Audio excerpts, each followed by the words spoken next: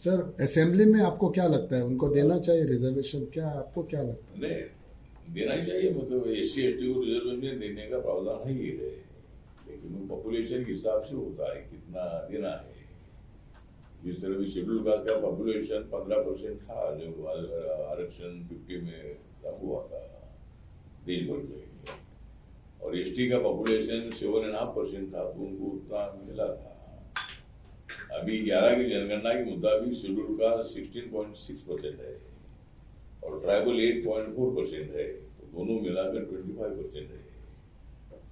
तो मतलब आगे जो प्रस्ताव गया है जरूर उस पर उनको क्या दे सकते हैं। अगर विधानसभा में ST के लिए एकाधिक सीट रिजर्व होती है तो बहुत अच्छी बात है। तो जो प्रस्ताव भेजा है उसमें जो मंत्रालय तो मेरा नहीं है, लेकिन भारत सरकार के पास प्रस्ताव आया है। जरूर मैं दिल्ली में जाने के बाद मैं उसकी इंक्वायरी करूंगा, और अगर ST के लिए न्याय देने में हमको मिलता है तो बहुत आनंद है, तो जरूर मैं इसके लिए प्रयत्न करूंगा।